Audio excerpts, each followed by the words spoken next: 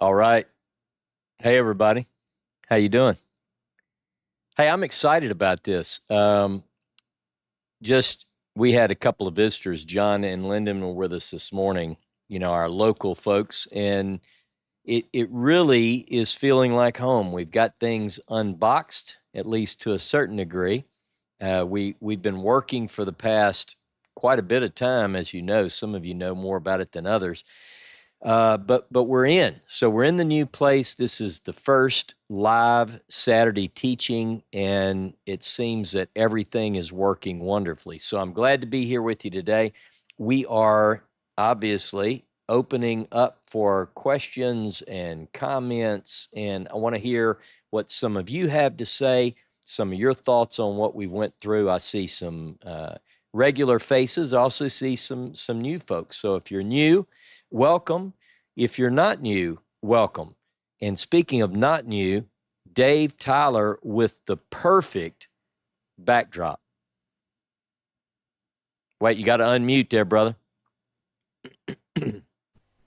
Yes, for what we're studying. I just want to make some quick comments.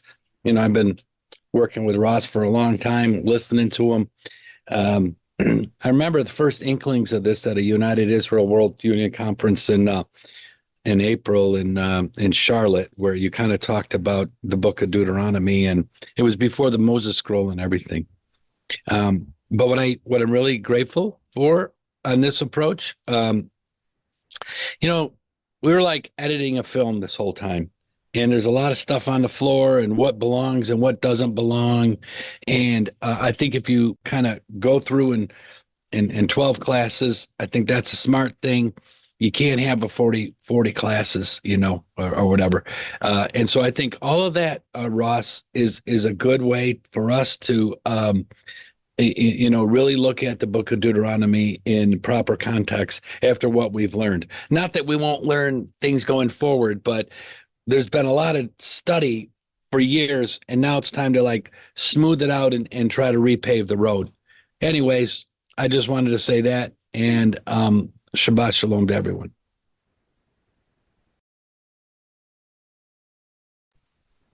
Did I lose you, Ross? Ross isn't speaking anymore. Did I say something wrong, Ross? It's your show now, Dave. Yeah. Hey, okay, let's talk about Ross. What's going on, brother? Hey, Did you Dave. make him mad? Yeah, you there, man? Can you hear me back. now? Yeah. All right. I'm back. Well, did you hear what I said? I don't want to have to repeat it, but No, I don't hear you. I didn't hear you, but you can catch me up since everybody else got it. yeah. Just saying, I like the fact that we've been working on Deuteronomy for a long time.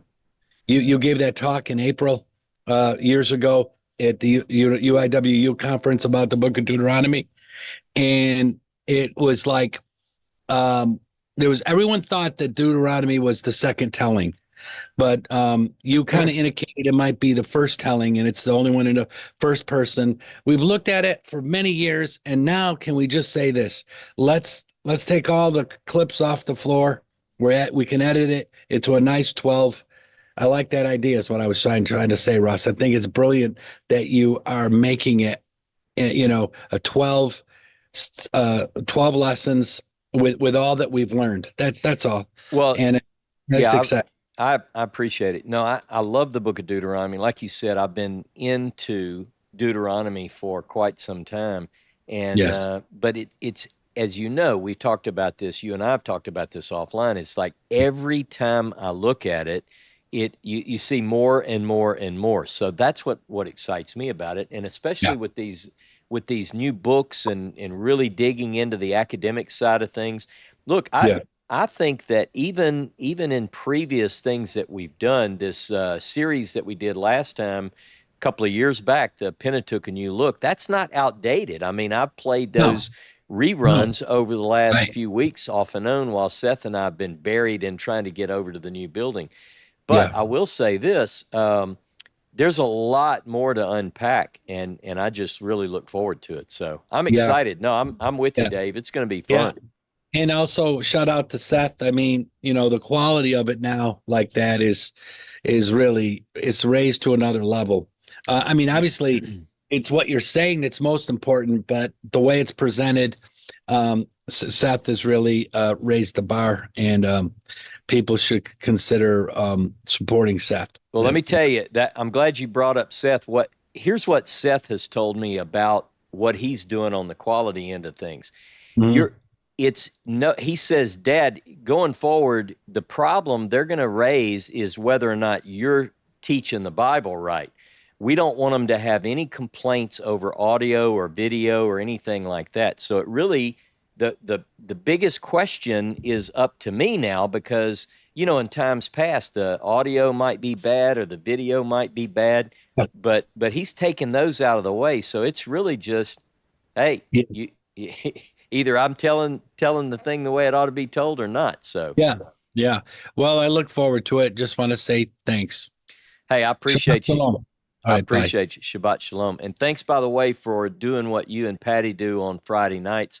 For those who Fun. maybe haven't joined, I know we really aren't trying to push this out to the world, Right. because we could probably fill that room up. But really, it's sort of a group of people that have become quite close, and so it makes it better, I think. So it's an Yeah. intimate time.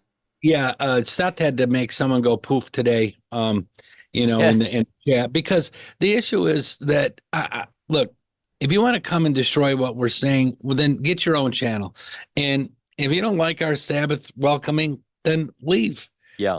I'm not trying to convert you to my way of belief. I'm just saying I welcome the Sabbath. We talked about things, and we have people that are there are very cool. The point is, they don't all agree with me, and I don't agree with everything they say, but we have a congenial just discussion, and a lot of brilliant people, that are on there. James kind of went over and took it over last night, but we had some good people talking. One thing that James did text me, James Tabor said, tell everybody he got back from Israel safe, and he'll be in touch with you all soon. He's got things he's doing at his home today. Good Anyways, deal. that's my 10 minutes or Good 5 minutes. deal. All right. All right. Hey, I appreciate you. And look, I just wanted to catch one of I'm trying to watch the comments better. So I'm going to look at comments on YouTube and also here on the Zoom call. But JJ says maybe rename it protonomy, protonomy, I guess you would say, instead of Deuteronomy. But that's a good idea, because I do think, and I'm gonna set forward to show that there are parts of Deuteronomy which are extremely ancient, that are what you basically said there is sort of a proto.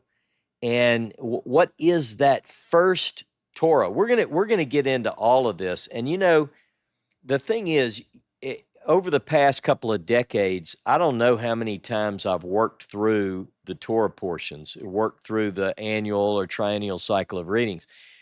But I don't, not only do I not know many times I've done it, every time I go through, I learn things. And so for me, it's exciting. And that's really what I want to do for the rest of my life. So if we're together for a while, and you guys hopefully will be with me for a while, we'll just keep on digging and keep going through. The more we study, the more we find.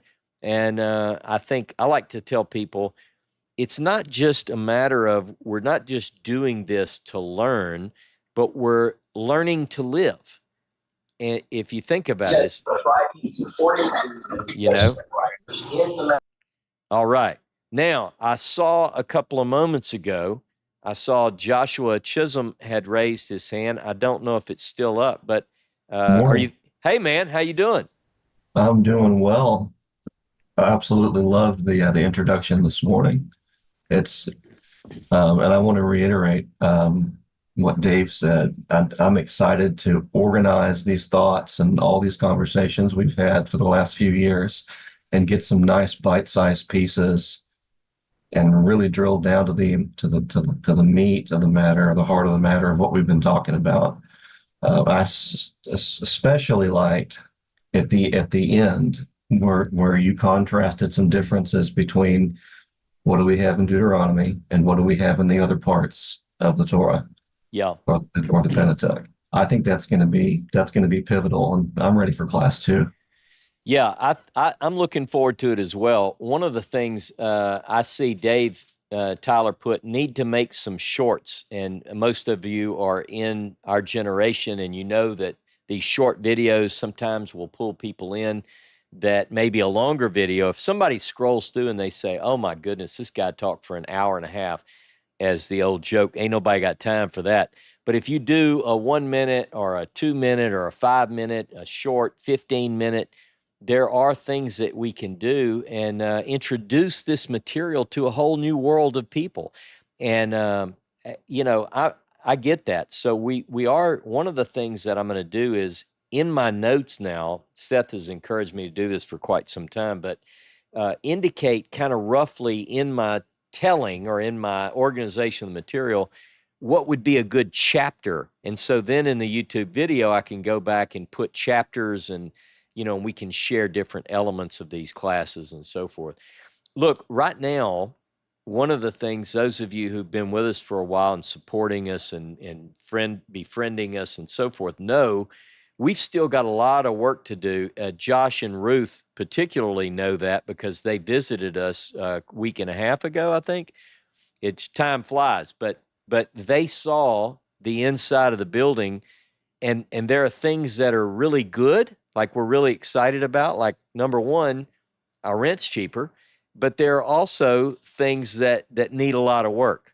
So like right now we've got a remodel, and we're just going to do that from time to time. I guess what I'm going to say is that we've got it functional, and we'll make it beautiful later. So, but we're looking forward to having sort of a what would I say? Maybe an open house, maybe, if that would be possible. And so let me pull my mic a little bit closer. All right. By the way, how's the mic sound? We did, thanks to our friends and supporters, we bought us a new mic. We had a camera a while back, and so I really, really like this mic. Before Seth came on board, I had told him I don't even like video.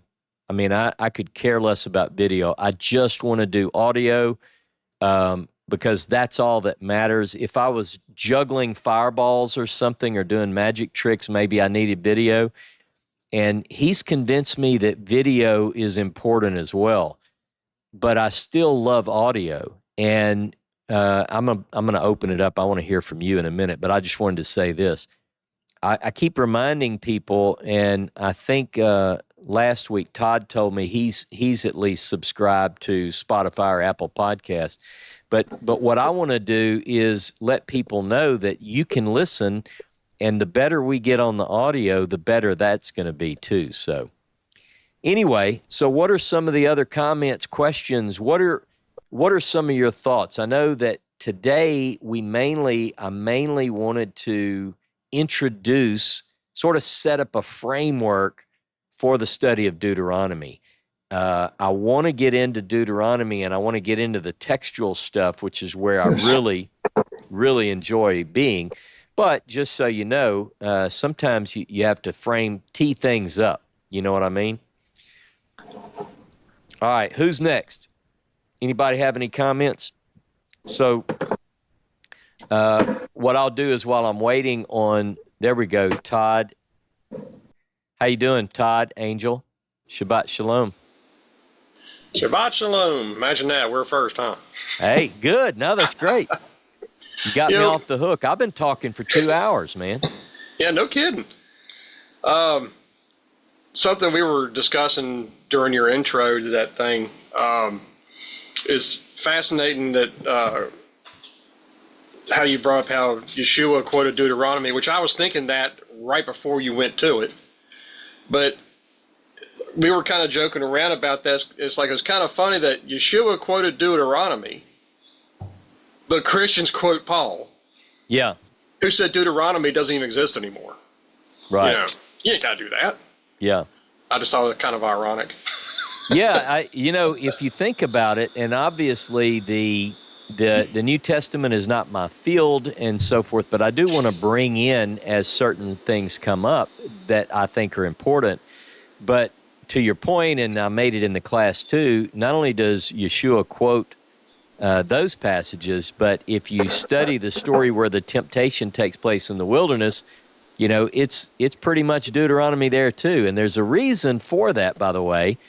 And it has to do with the ancient triennial cycle. And I think when I get to that point, I'm going to cover some of that. So, and by the way, just to let everybody know, if you're on and you're not talking, like you don't intend to talk, there is a mute, and you can mute, because I hear a little bit of the noise in the background. So if you're talking, you certainly unmute. If you're not talking, you just mute, because I can hear your dogs barking and, you know, and all the noise and so forth. Joshua Chisholm, yes. So Julia has a really great question, I think. You had mentioned briefly in class about the Archbishop of Canterbury, Stephen Langton. And her question is, what are some of the reasons for the splits in the books of Samuel, Kings, and Chronicles? That is a good question, and I don't honestly have an answer for why the split was made.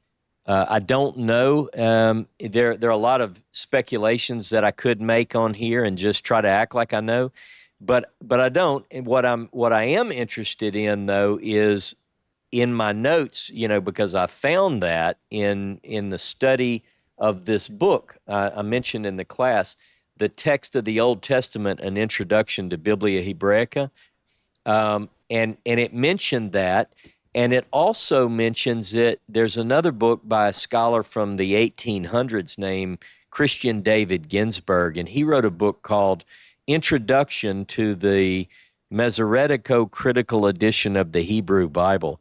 If you have trouble sleeping, I think you ought to try to find that book. It's expensive, but it will put you to sleep. But, you know, he gets into a lot of those details, and I'm not fresh on why the split, but what I'm interested in is, what did the Bible look like before? Like, what's the original, I say original Bible, like what's the original order of the books? Is our Bible, we already know that the English, typically Christian Bible, the books of the Old Testament or Hebrew Bible are arranged differently. What if you got back to the earliest? Because, by the way, the Jewish Bible is not in the original form either. Right. Well, that's my interest as well. The closer that we can get to the format of the original text, that's going to give us a better context for what the original authors were trying to say. Exactly. I think it's important to read them in the order in which they were originally intended to be presented. And the other thing that's important, talking about order and arrangement, is the kind of stuff we do, like in our Jeremiah study, where you're looking at, okay, what prophets overlap in terms of their time of service, you know, like, you know, how do we put things in the right order? But just so most of you know this, but the Old Testament in a Christian Bible has 39 books. The Jewish Bibles today, anybody know how many books there are? It's 24.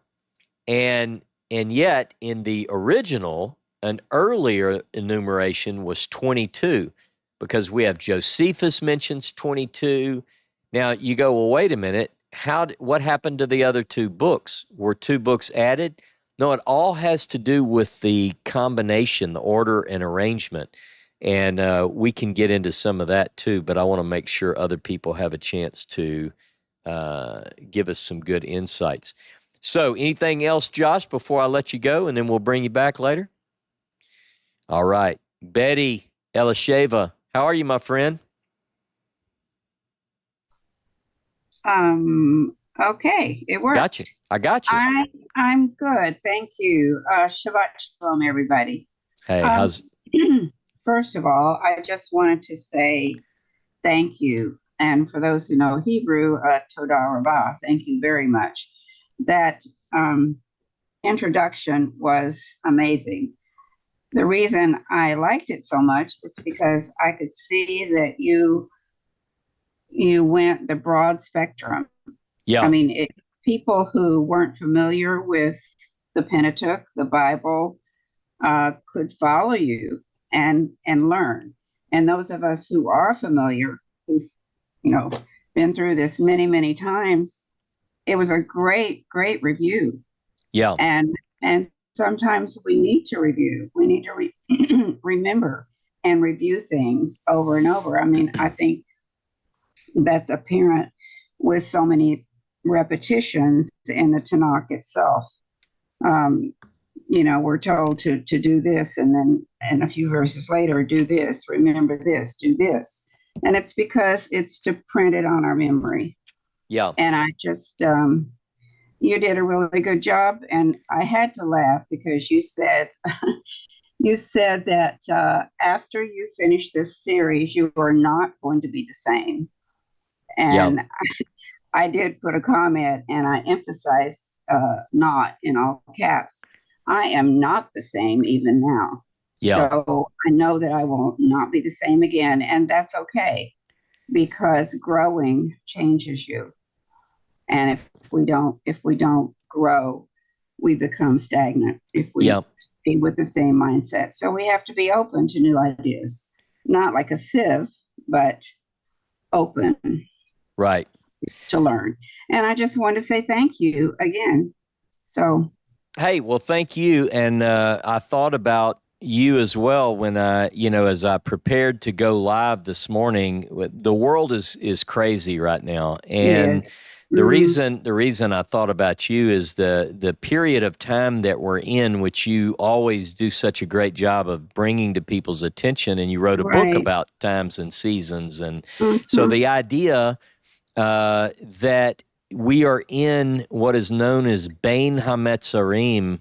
Right. People might say, that's Jewish, it's traditional, but look, history has shown that it is a very, interestingly enough, it is a very bad time traditionally for Jewish people, and the enemies of Israel are certainly threatening now. So I thought about Bein HaMetzarim and some of the things that you've taught so many times. I thought about that as well, and I don't know. Did you translate that? Between the straits. Yeah.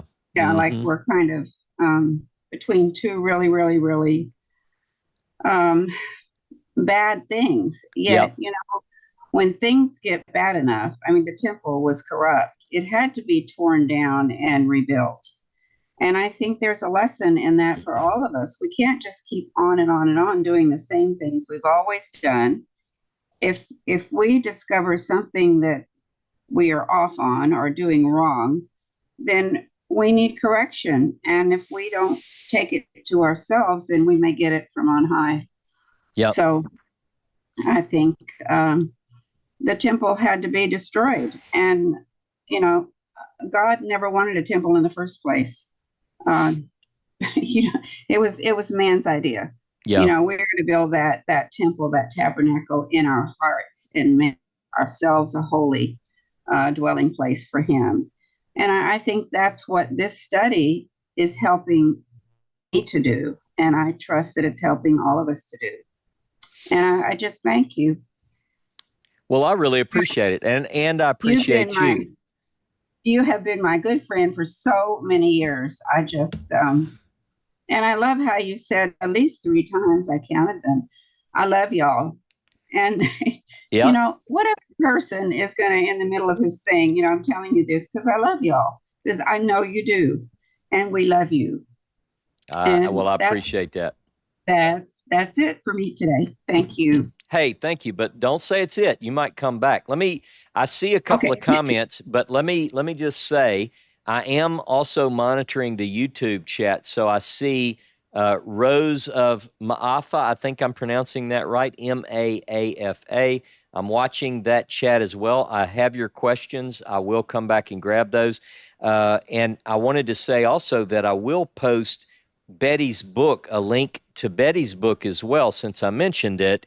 And if you're interested in times and seasons, and we all ought to be, the Bible begins with that. In fact, the first thing called holy is time on Shabbat, right? Genesis chapter 2. Right. So if I have it in my notes, but Betty, I know you don't like to promote your own work, but it is a great book. If you can post a link to your Amazon, and if you're too busy to do that, I know sometimes you have other things going on, I'll post it shortly or someone No, else can. I'm not too busy. I'm just I'm really surprised that I actually wrote a book and got it out because I'm very non-techie. Well, you did it.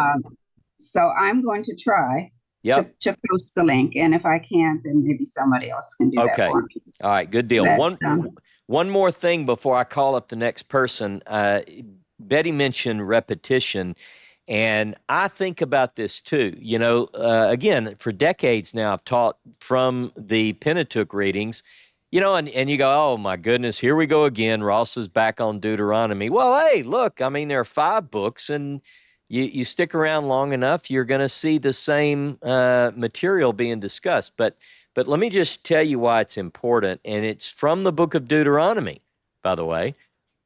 Before there was an annual cycle of readings, before there was a triennial cycle of readings, there was an instruction according to Deuteronomy from Moses. And it says in Deuteronomy 31, beginning in verse 10, and Moses instructed them as follows.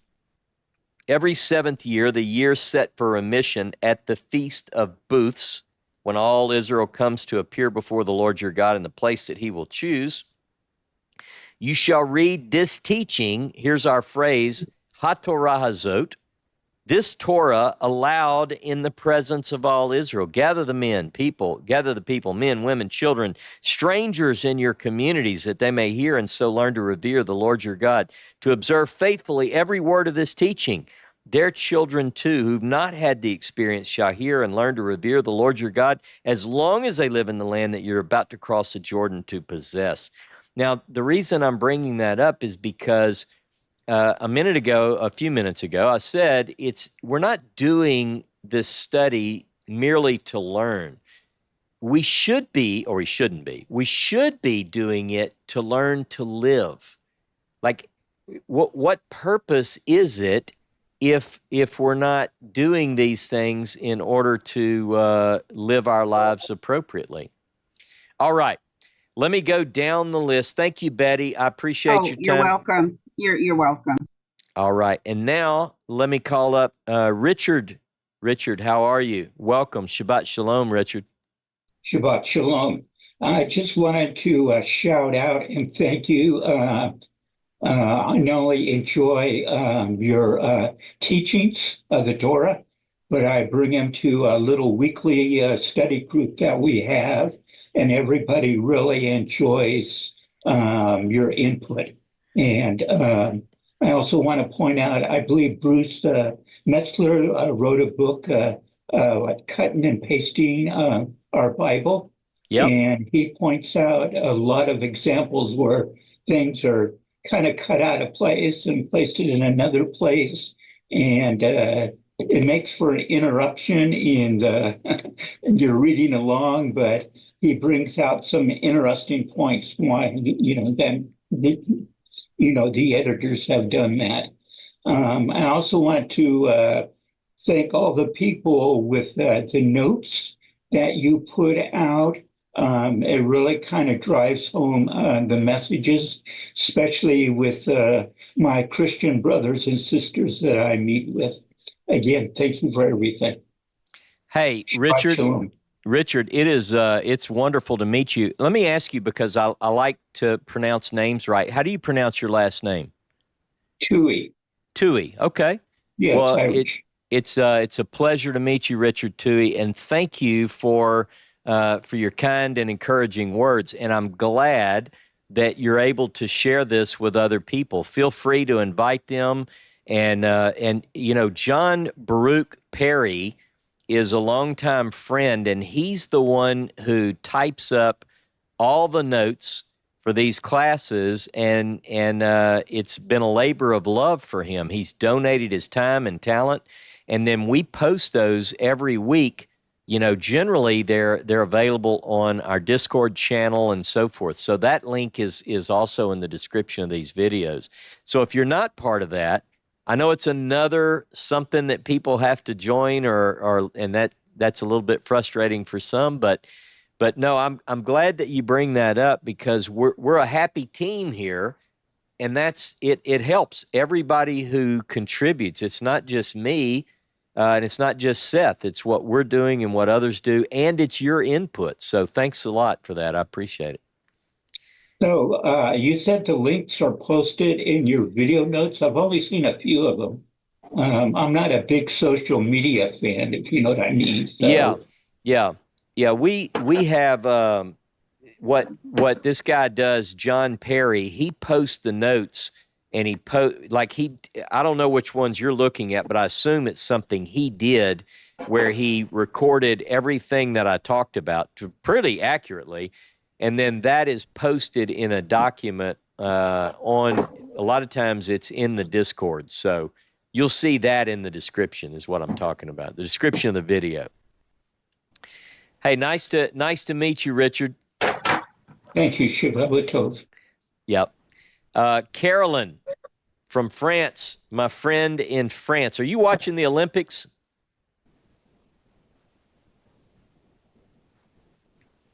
Well, I might have lost her. Come back next time. I'm sorry. Now, I'll be ready to catch you in Carolyn, are you there? I don't know what's going on. I can't hear you, Carolyn. Try it back in a little bit. Let me go to JJ, and I'll come back to you, Carolyn. Hey, JJ, man, you look better this week. How you doing? Yeah, I was last week. I was not feeling so good. I was had a rough week, and then I got stung I was tending to my bees, and I just got stung in the face a couple of times. So I was not in the best. Look, best I didn't say anything because I thought, man, I don't know what's going on, but yeah, Seth and I both commented. We weren't sure if what happened, but we were scared to say anything. But I was so pleased that you look a lot better today. Yeah, it was a rough one. It took a while to get through that, but yeah, thank you. So I had to bow out. I was like, oh, let me just turn the camera off a little bit. All right. So how's it going? Yeah, so one, thank you for one, this is a great intro, like pretty much everyone else said, but thanks for the push to order the BHQ. I know it's expensive. There's a lot out there, and it's not full done. And I was like, maybe I'll wait a few years till the whole thing's out to order it. But I was just going to go and order that, at least the Deuteronomy one. And I think Joe Dell mentioned Logos, had some of that stuff. So I did look up. It was a little bit cheaper on Logos, but sometimes you just want the hard copy. I hear you. So, so one of the things that I'm interested in trying to see, especially with, in this, and you may touch on a different topic or not, but I know you also mentioned using the Samaritan Pentateuch as a reference. And I just have this thing in my head that, when Israel was exiled and some of the folks were left behind, that maybe some of those original traditions stayed down in the land, and then however modifications changed while they were in exile to the text that we have now is, like the Leningrad Codex and those traditions. So, yeah, I didn't know if you wanted to talk about that, but that's just a thing that was on my mind. Like every time I try to figure out what's closest to the real thing, and I know a lot of modes to scroll to, so I'll go ahead and give it over to you. No, I that's an excellent question, and it's one that we have to be concerned with. So, when I was naive and just beginning to study, and I had more of a fundamentalist view of the biblical text, that I was past the point where I believed that the King James version was perfect and so forth. By the way, I love the King James, so don't get me wrong. Don't start bashing the King James. It's the Bible that I have in my head and heart, honestly. But I will say that I had gotten to the point where I knew, this is to kind of work towards your question, I knew that the Hebrew Bible, the Old Testament, I'm talking 30 years ago, was Hebrew and Aramaic, and the New Testament was Greek. So what I began to think about was, if I could just get back to the Hebrew, then I'd have it. And so in my mind, I remember thinking, I don't care what the Septuagint says, because Septuagint is a translation of the Hebrew. See, I want to get to the Hebrew, the original, the authentic, and that was my thought. And plus, I knew that in one lifetime, to really get good at, I didn't think that I would, even if I lived to be 120, could I really become a Greek scholar and a Hebrew scholar? And so I said, well, let me focus on Hebrew. And if I get to Greek, I get to Greek. Well, I haven't yet gotten to where I'm good at Greek. In fact, I can barely read the Greek. But now, having learned a lot and come a long way, I guess, I realized that it's important to look at the textual witnesses, such as the Greek, such as the Samaritan Pentateuch, the Dead Sea Scrolls, and so forth, because I recognize this about the Septuagint. This is a fact that we know now. I mentioned a German word called that's Vorlage, and Vorlage. What we know is that we find Hebrew text at Qumran that don't match exactly what we have in the Masoretic text. Now, people say, well, what do I do with that? Well, I don't know that we do anything with it, like wholesale throw something out. I'm not suggesting that.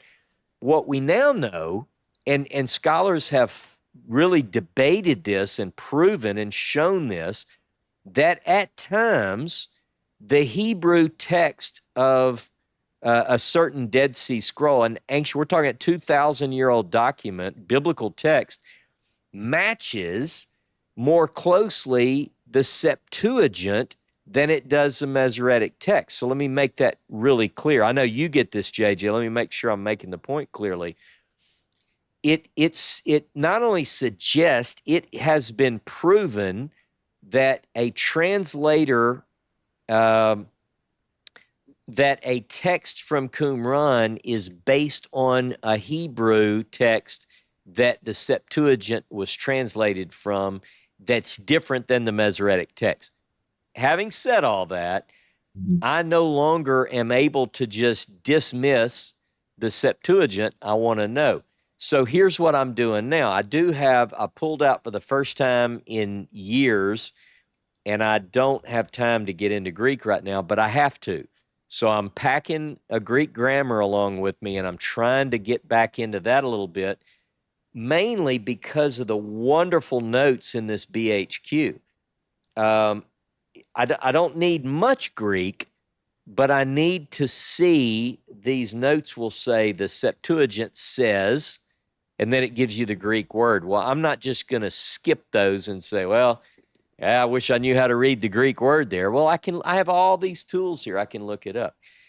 Long answer, but I agree with you. When we look at a text, I want to hear all the ancient voices.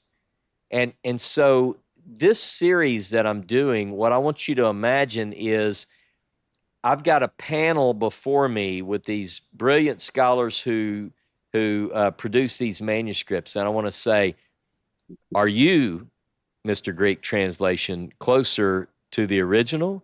Let me see what you said. How about you, Mr. Masoretic? You know, it's like you're just looking at all these ancient witnesses. So we're going to get there. I think we're going to find that we get closer and closer to understanding what that text was at its earliest strata. And one more comment, the BHQ and the German school is using as a base text the Leningrad Codex. And then all the notes are based off of, you have a consistent text, and then the footnotes might tell you the Septuagint says this, Samaritan Pentateuch says this manuscript at Qumran says something else. So anyway, so that's what we're doing, JJ, and you're going to love this. You're going to love this book. I tell you, it's beautiful. I mean, it's paperback, but dear God, I don't know what it would cost if they produced it otherwise. So, all right, thanks, Ross. All right. Hey, thank you. Julia. How are you, Julia? Shalom. Can you hear me? I can hear you. Let me just say that if I'm sometimes I'll hear other people, and if I see a mic unmuted, I might mute it. But don't be offended by that, because when you come up to speak, I'll unmute you, or you can unmute yourself. So, but Julia, welcome. And how are you doing today? Fine. I just have a couple of comments. I wanted to talk to Richard Toohey and say, when you do your classes, on YouTube, there's a brief description under your name. If you click on more, you can see his full description. You can see his links and everything. So when you're watching the class he's doing, when you see a little bit, just a few words, if you click on more, you can see all Ross's links under there. That's a good point. And I just wanted to say, Dave, for yesterday, for referencing that song he did yesterday, it's beautiful. And just want to say thank you, Dave. Can you tell us? I know I was there, but what was the name of that song? I'm glad I saw you put True that. Love, Todd Rundgren. Okay. To love. And if you look it up on YouTube, it says the verb to love. Yep. Good deal. Hey, good stuff. Thank you, Julia. Okay, I'm going to pull a question in from our YouTube audience. Let me go there and scroll back up a little bit, because I saw some good stuff. Okay, so this is from Rose, and it says, are you answering questions from the chat? Yes, I am. Here we go. I have a question. You mentioned the building of the ark earlier. Did Moses build the ark? Dave Tyler jumps in, as he is good at, and says the original ark was built by Moses, Deuteronomy 10, 1 through 5. What we're going to do over the course of this discussion and through the classes is we are going to get into showing how Deuteronomy 10 says one thing and Exodus 37 says something else, and we're going to compare those two together.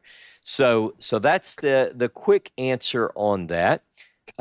Coit Parn, I think is the pronunciation, says the most important book is the whole Bible from Genesis to Revelation.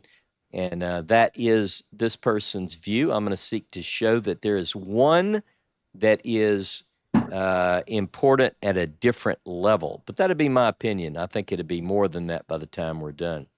Also, Rose says, how does the Moses scroll compare to, or is it comparable or compatible with Deuteronomy in the Dead Sea Scrolls? That is a bigger question than I'm going to tear into now. But I will tell you this, over the course of this study, I will bring in material from the Moses scroll, and I think that you'll see that there are some significant and interesting differences that we'll get into.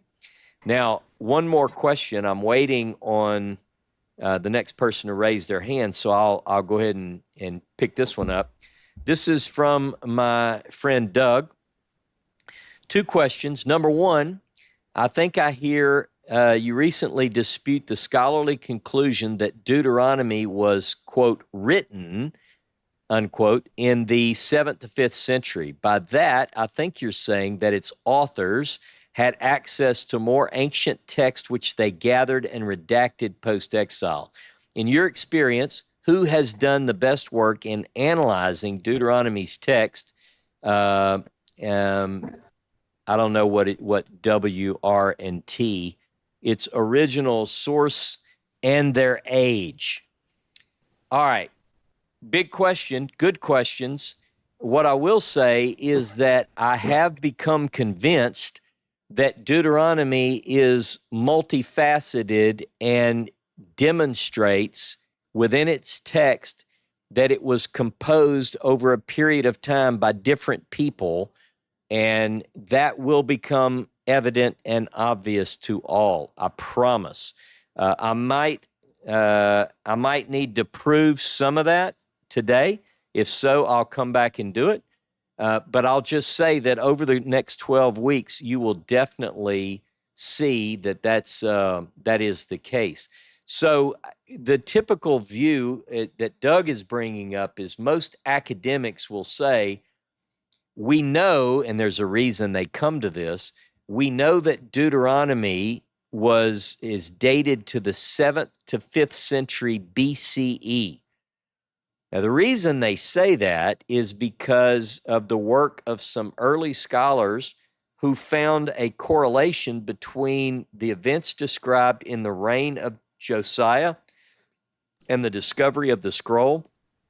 They read the story in 2 Kings 23 and 22 and 23 and 2 Chronicles 34 and 35, and they find that that description matches what we see in Deuteronomy and not what we find in the other books. So they say, well, Deuteronomy wasn't discovered in the time of Josiah. It was written to advance the revival, if you will, of King Josiah. But I'm going to show something different. I'm going to show, as we work through this, that at the base, at the core of Deuteronomy, there is a very, very ancient strata.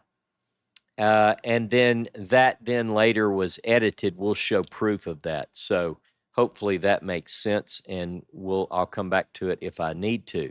I'm simply scrolling down to see, and Doug comes back with, who do you think wrote Deuteronomy's law code and when?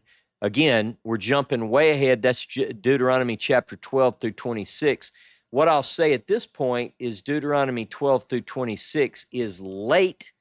It's very late.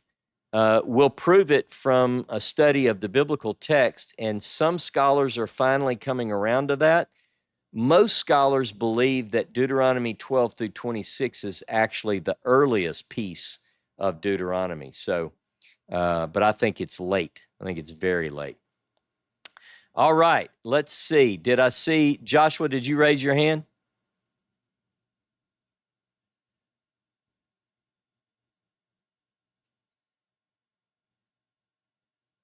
But she wanted to tell you that she really appreciated you pointing out that Jesus was quoting Deuteronomy. Yeah, that's right. Yep, she's right. That's the way I see it too. Who else has some good questions, comments, information? Carolyn, I hope you get your mic fixed, and if you don't, there's always next week. Okay, Richard, yes. Yeah, I posted a question, and I guess you kind of flew by it, but the Codex Sassoon, Yeah. I think I'm pronouncing it right, is written about the same time as the Codex Aleppo Codex. Yeah. And I noticed a lot of Aleppo codexes made reference from the Codex Susa, since it's a more complete Bible. Any thoughts? Yes, excellent question. So there are several Codex Sassoon. There are several of those, but it's the name of an owner who possessed several of these old codexes. But I will say this, the Codex Sassoon that recently sold, I think for $38 million or something like that, that's a real expensive Bible. I have some expensive Bibles, but nothing like that. But these BHQ are expensive, but not that bad. But so anyway, it almost won the award. Like, it's right around the same time, we believe, as the Leningrad Codex. But the one thing that Leningrad has that others don't have is it is complete, meaning all the way through, it's got the whole Bible, right? So it is the best to use, arguably the best to use as a base text, and it best reflects, remember, it dates to 1008 of the Common Era, 1008, 1009. There's a reason for a few years discrepancy one way or the other. It's 1,000 some odd years old, and the interesting thing about this is that that you can use some of these other texts, but they reflect what we call the Ben Asher school of Tiberian Masoretes. All right, that's a mouthful. But in Tiberias, around the lake, around the Sea of Galilee, in the Middle Ages, a group of scholars known as the Masoretes became the official, like they are the scribes that won the day. So they had some tough calls to make. There are a lot of ancient manuscripts at the time, and they had to choose the best. In some cases, it might be the one that was easiest to read. We just simply don't have a lot of information about their decision criteria. But they compiled a Bible, Middle Ages, that became the authorized version. It was the King James of the time, if I can say it like that. So once we have the Masoretes, anything that reads differently is considered. Imagine in our day, the KJV only crowd, that's what this Masoretic school would be. They're hardcore. If you don't agree with us, and Ben Asher was the chief scribe. So to your point about Sassoon, Sassoon is another example, we think, of this Ben Asher text example from Tiberius.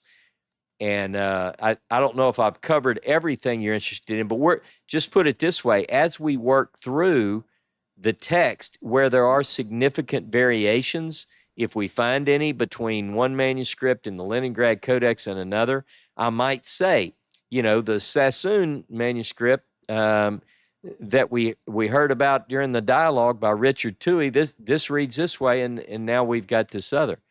So you'll see that. You'll see these different manuscripts compared.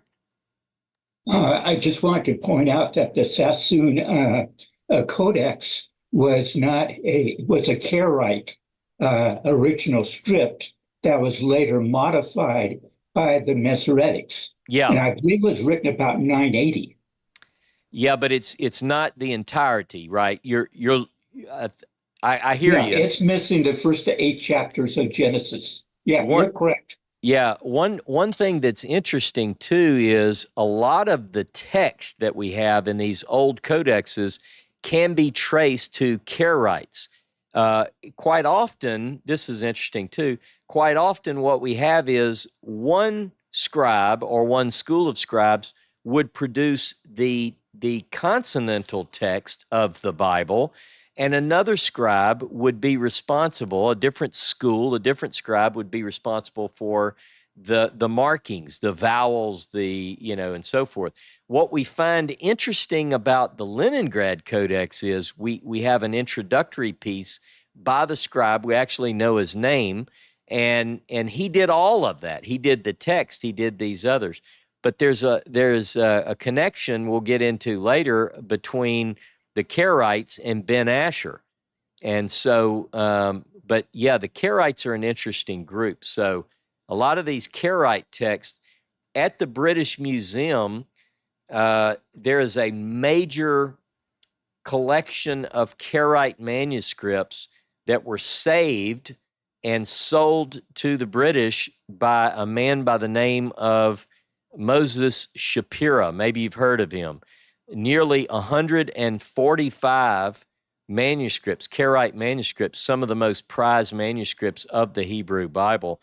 And he was going not only to Yemen, you can't go there now because the Houthis are bad hombres, and you can't go there anymore. But Yemen, some of the texts came from Yemen, some came from places like the Cairo Geniza,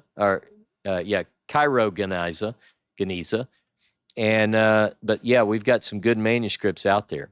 So yeah, good points though, Richard. I appreciate it. We'll be looking at some of those manuscripts and talking about where they differ.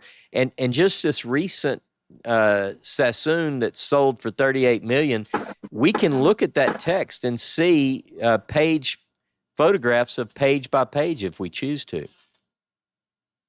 All right, Angel and Todd. Yeah, you mentioned something earlier in the class of Moses putting together the judges over the people and everything else. And I was reading that this morning before class, and I happened to notice that too. And I was like, well, where's Jethro? Yeah. And it's still, and the first thing that popped in my head was, of course, in the recognitions when Peter even was talking Clement and was saying, you actually think that a Midian priest gave Moses direction on what to do with the tribe of Israel. I was kind of like, well, that's kind of interesting little parallel there. But I just thought that was interesting that you brought that up. Well, that's interesting that you just happened to be looking at that this morning. Let me say a couple of things about a Midianite priest named Jethro. I love that story. And a friend of mine, also named Ross, I don't know if he's listening now or if he's online or whatever, has done a lot of research on Midian.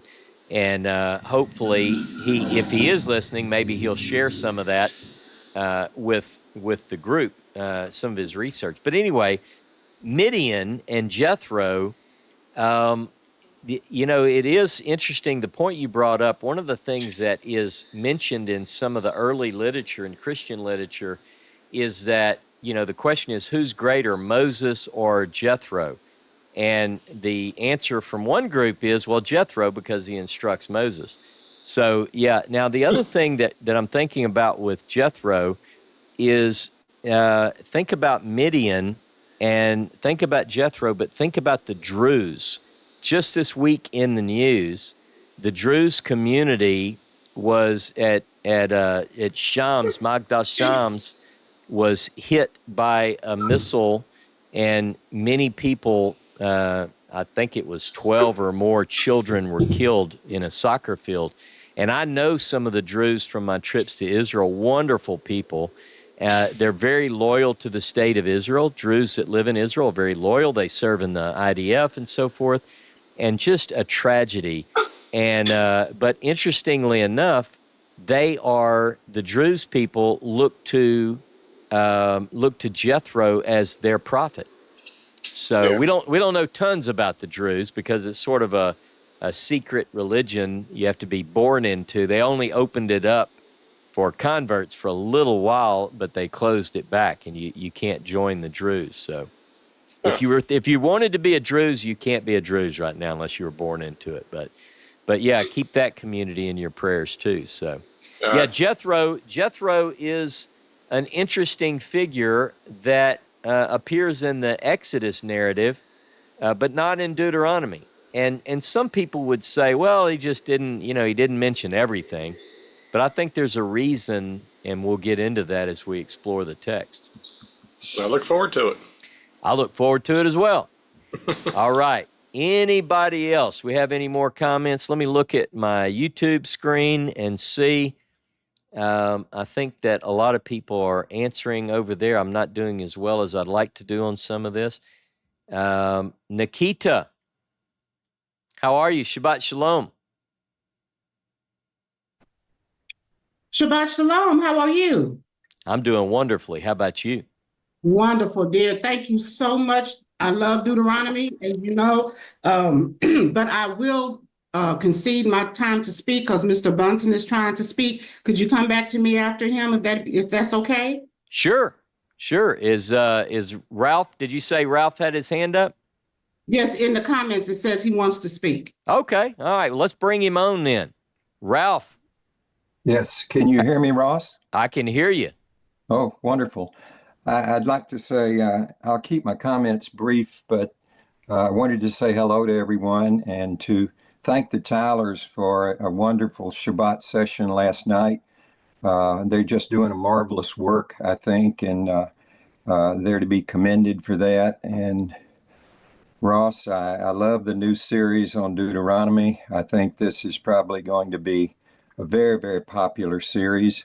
We've all been long interested in the preeminence of Deuteronomy, and my comment is that I've often thought, I know in my own studies, that I might just tackle the thing of creating my own Bible. I'm thinking of the Jefferson Bible when he carved it up. Yeah. I'm thinking of people like Friedman, who wrote the hidden book in the Bible. I was listening to Richard's comments earlier, and I thought, what a wonderful exercise if one had the time and it wasn't massive, to go through and to pull out Deuteronomy, pull out the prophets that support that particular view and separate those from the obvious writings of the priestly cult written to support their views. And if you marked all that up, what would you be left with?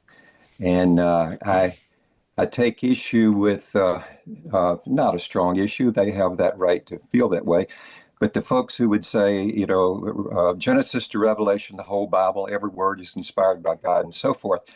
For me, that leaves us a schizophrenic God that either says, I hate sacrifices, I never commanded you concerning sacrifices, or in the end of days, it will be reinstituted. God will smell the sweet wafting and reunite with humanity. So anyway, just an interesting thought. If one could separate that, what would be left in terms of the root of it? Well, Thank you, Ralph, you are probably my favorite author, and I love the way you write. So if you have time, if you could fit in your schedule to produce that new version, I'll buy it. I promise you, I'll be the first to get on Amazon if you get it published there, and because I'd love to do that. I'm being a little bit silly, but it's a major undertaking. But the Pentateuch is the passion for me. I love the Pentateuch, but I also want to be honest, as I say, honest with Moses and honest to God. What is the authentic? What's the earliest version? And some, our friend Richard Elliott Friedman has worked towards this, but Yes. I think there's still work to be done. And so I'm with you. Somebody needs to do it, whether it's one of us or maybe someone listening. That's what needs to happen. So. Probably a younger person in my case. I don't know. In order to have the time to pull that off, Ross. Hey, I hear you. The time is But the anyway, bigger deal. Good session today, Ross. Thank you. Hey, thank you. Tell Becky we said hello. I'll do that. Thank you. Nikita. All right. Back to you, my sister. Shabbat Shalom. Thank you so much for coming back to me. I wanted to encourage you in what you've been doing. It's a glorious thing. Mr. Ralph, thank you so much for your kind words. And I do agree that in the sense, the Most High to me is personal. He's very, very, very personal, touching tangentially my mind, my spirit, everything. So when Mr. Ralph said that a younger man should do it, I think a younger man should assist. But I think once we get to the glory of life, when the older times, when we can look back and see where we've come from and all the trials and tribulations we can appreciate in a sense, that can't not be captured by someone who does not have the experience. Yeah. Yeah. And that's what I love so much about, because I've watched you for a long time, Ross, and I could see the growth and the maturity in the word itself in your teachings. If we look at an old teaching by Ross, that's a different Ross than the Ross we have today. And graciousness with people from different walks of life is so commendable, because no one can be taught, nor can anyone learn if they're not willing to at least listen. I appreciate those kind and encouraging words. I love one of the things that I read in rabbinic literature years ago. I don't have the reference on the top of my head because it's not my direct field, but the quote is that a stern teacher doesn't teach and a timid student can't learn, or something like that. And the idea I think that I've really prayed about in my studies is, how do you approach a group of people who are wanting to learn? You have to be open to allow people from all different places to come in and learn and do what we do here. This is what I want, because I learn every time you talk or when Ralph talks. Doug Martin is putting some great comments in the chat. We've corresponded, various emails and so forth, and you get the benefit in a group. The old saying, two heads are better than one. Well, we have, between the YouTube audience and what we have here, 80 people, I think, right now. So we're learning more and more, and this is the environment. So I'm glad that you didn't give up on me, Nikita, when I wasn't mature. Really, I mean, I know what you're saying. I feel it. I know. I've been doing this for a while. But we were traveling parallel to each other, honestly.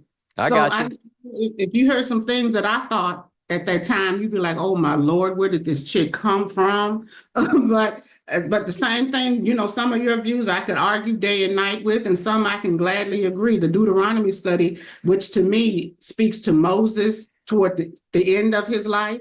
So when he looks back and the Moses that was at that burning bush, that's a different Moses. Yeah.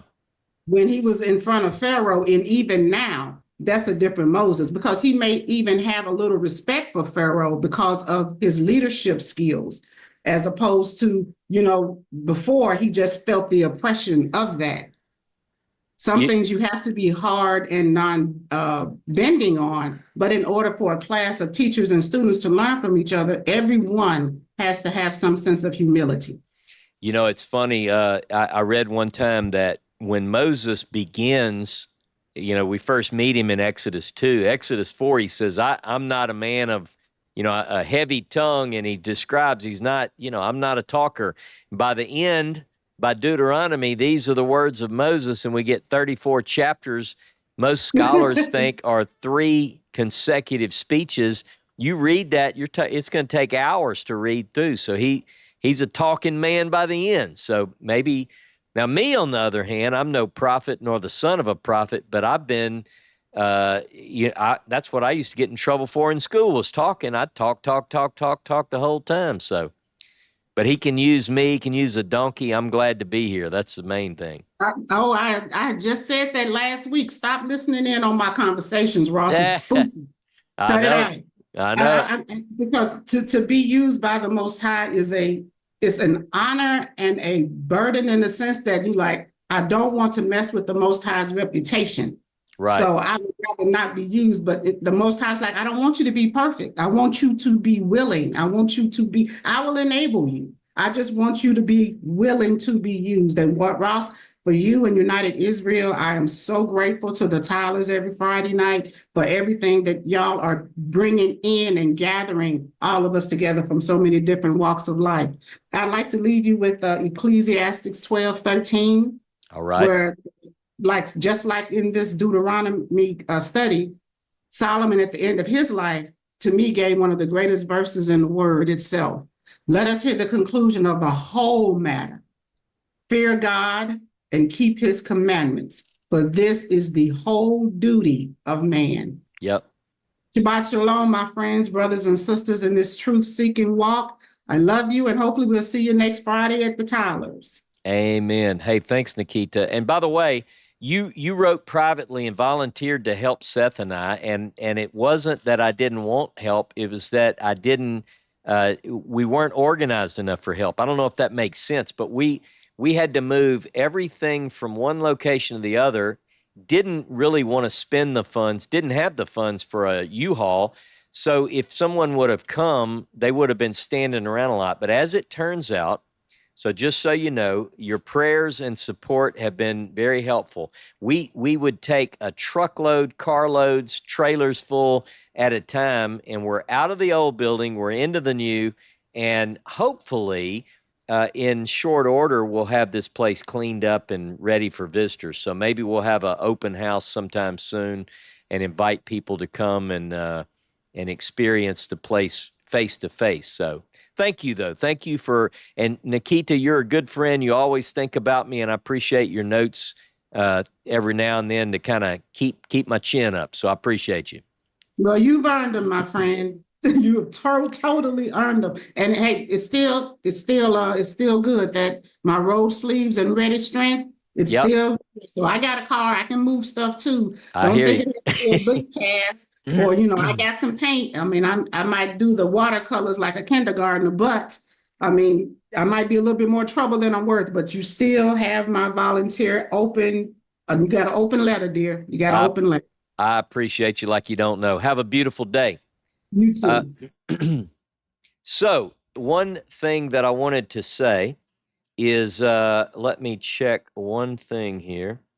If if some of you have asked what the P.O. box, our new address, we're going to put in a change of address, moving address, just so you know it. Our P.O. box is P.O. Box 63, Jackson, Jackson, Louisiana, 70748. Jackson, Louisiana, P.O. Box 63. You're welcome to send notes or correspondence. Some of you have asked about that, and so I wanted to get that to you. Now, let me scroll back up. I'm going to put that in my next newsletter, by the way, again, to remind people. Here's something I want you to know. If you're not signed up for our newsletter, let's say that you were scrolling YouTube this morning and you just happen to stumble upon us and you said, I'll give this another shot. Go to my website, rossknichols.com, rossknichols.com, and sign up for the newsletter. It's free. We don't burden you. We send one a week. And that lets you know, it gives you all the links, everything we're going to do for the week. It generally comes out on Thursday, so sign up for it. Now, I want to pick up another comment from Doug. Doug makes a comment. I know I'm not following everything, but it says the distinctions between P and JE and D are so stark that I just see a higher purpose for it being preserved for 2,500 years. The lesson is timeless. So here's the idea. Some of you know what he's talking about. Some of you may not be so familiar. Some of you might be a little bit hesitant to think about what do academics think about the Bible. But we're going to get into a little bit some of the academic approaches to the Pentateuch.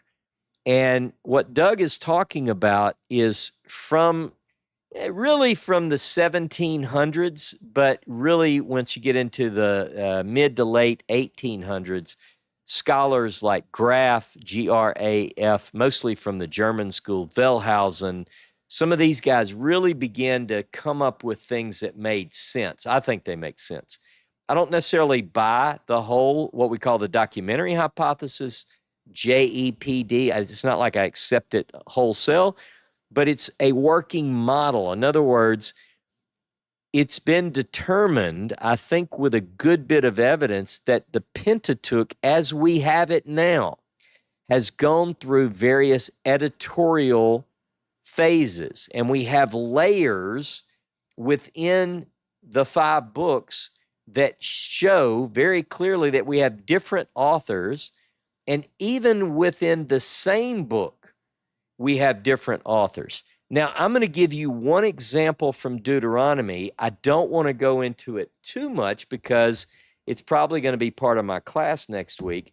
And Betty, I see your hand. Can I do one thing and will you lose your train of thought? No. You go right ahead. Okay, let me just do this quickly then and see if I can make one point. Okay. Deuteronomy chapter 2, and this is just one example. I want to begin in verse 8. Now, what I want you to see, you may have seen this before, but if you haven't, I think you'll recognize what I want to point out. Traditional view, we're going to be in Deuteronomy 2:8 and following. The traditional view is that Moses wrote the 5 books. And he wrote those from Genesis to Deuteronomy. And there are variations on this view, but most people, fundamentalist Jews, Christians, would say, yes, Moses wrote this and no other. Okay? So now Moses, according to the narrative, does not go into the promised land. Remember, he stays on the east side of the Jordan and even dies on the east side of the Jordan. So he doesn't go with Israel to inhabit the land. That's the view. Deuteronomy 2:8.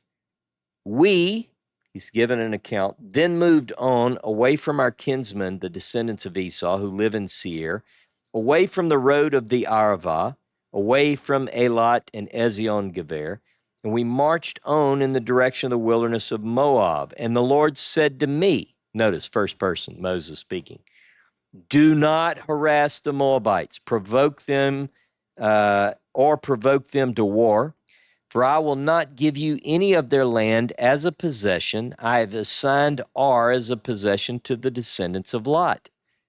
It was formerly inhabited by the Emim, a people great and numerous and as tall as the Anakites.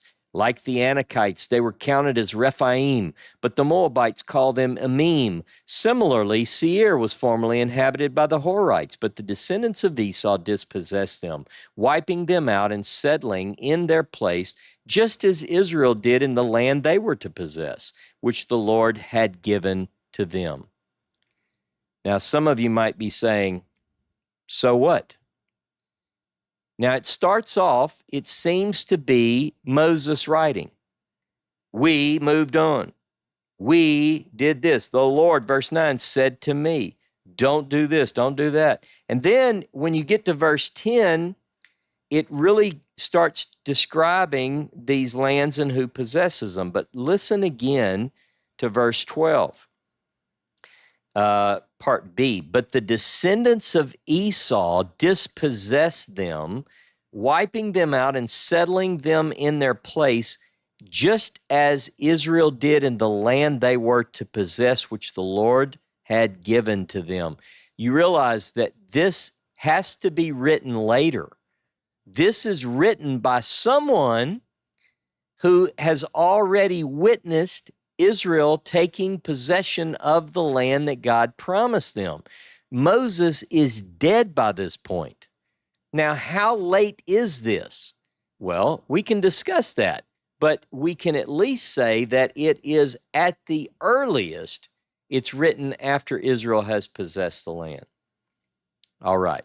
That's just a point I wanted to make. We're going to get into some of that. You may have to hear a little bit of that again next week, but maybe you'll get busy and forget it, and that's what I'm going to hope happens. All right. Elisheva, yes. Yes, just two very quick things. One is in reference to what you just presented, that Moses didn't write the Pentateuch, the whole Pentateuch, because of these things that you mentioned. And also, as you know, I used to hold that view. The fundamentalist view. Yeah. But what it reminds me, if you go to Deuteronomy or Devarim 2, verse 2, and the Lord spoke to me, saying, you have compassed this mountain long enough, turn northwards.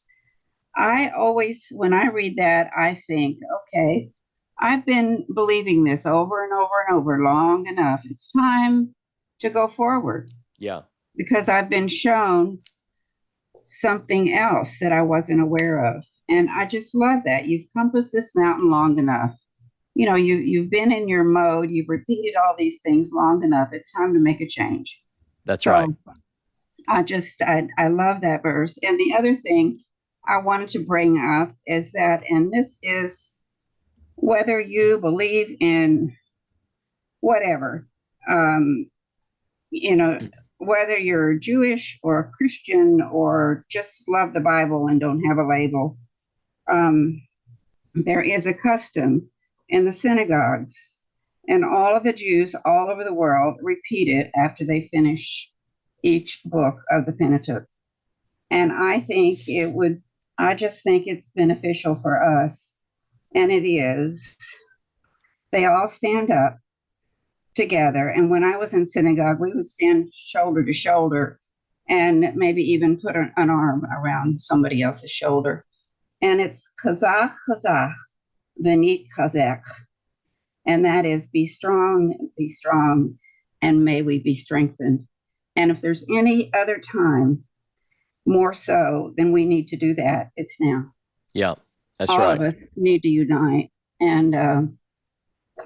and back up Israel and pray for them every single day. Yeah.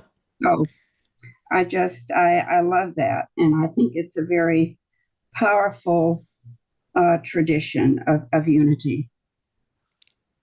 And that's it.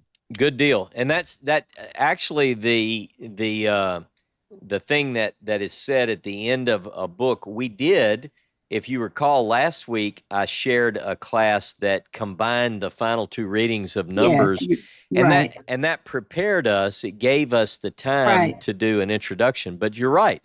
All right. around the world, people are wrapping up the book of Numbers, and we will begin a study of Deuteronomy this coming Saturday. We actually started early, but it was just the intro. But next week we begin with Deuteronomy 1, and Right. we're gonna hit the ground running. This is gonna be fun, so I'm looking forward to it. Right. We've been on this mountain long enough. Let's go for it. That's right. I'm with you. Thank you, Ross, as All right. always. All right, Elisheva. Richard Tui, yes, sir. Getting back to your point when you read in Deuteronomy, I love it when David Stearns in the Complete Jewish Bible, Yeah. he sets that phrase apart, noting that it was not part of the original. It was edited by someone else Yeah. later. So That's again, thanks. That's a good point. And the JPS Bible that I recommended today, it's in the description of the video of the class that I taught. It also sets it apart. And notice it says, this is an example of the footnote. This is why the JPS Jewish Study Bible that I recommended is so good. It says, here the Israelite conquest of the land is represented as already having been completed, conflicting with the attribution to Moses and the narrative setting in Transjordan prior to the conquest. The anachronism, meaning something which is out of place, reflects the date of the composition of this section. So he's saying it's a dead giveaway. This clearly is anachronistic. It is someone writing later saying, let me tell you a little bit of side stuff. The Amim, the people are numerous, tall like the giants, the Anakites, and they dispossess, just like Israel did when they possess. It's clearly a later voice. It's a later hand. Now, this makes people nervous, but here's what I want you to realize. Tradition is what has led us wrong. Not all tradition is bad. Don't get me wrong. It's not what I'm saying. What I'm saying is the tradition that Moses wrote the whole thing, that's the lie that has us feeling like, oh, no, I can't think like that. It's against my beliefs. No, it's clearly a later author wrote this. In fact, if I read it without, listen to this.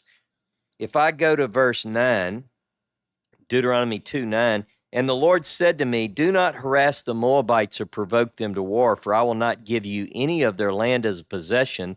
I've assigned Ar as a possession to the descendants of Lot. Up now, cross the Wadi Zered.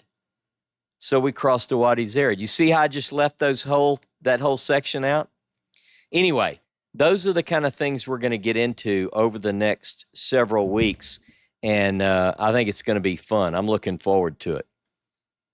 All right. Anything else? We've been going for a little while here. I think I might let you go and say, don't miss next week. Join me next week, same time, same channel, Ross K. Nichols TV. If you've not yet signed up for the newsletter, sign up for the newsletter. It's free. You just click the button and say, I'd like it. And then every Thursday, you get a note in your inbox. You might have to check and make sure it's not going to spam, but it's going to give you the whole thing. It tells you everything we're doing. Thanks for your support. A special shout out to members of the Yachad, which is the group that supports us financially. Some of you can't support us financially. We understand that. And I don't beg for money, don't even ask for it. But I do want to say thank you to those who are able to and who do, because it makes everything possible. And so we appreciate it. Thank you very much. Shabbat Shalom. Pray for Israel. Pray for the situation. Our world is in a very dangerous, precarious spot right now. And I have friends that are in the midst of this potential trouble with the enemies breathing threats. And there are a lot of innocent people all over the world in this region which have nothing to do with the tyrannical leaders that are pushing us to the brink. So I want to pray for those people as well.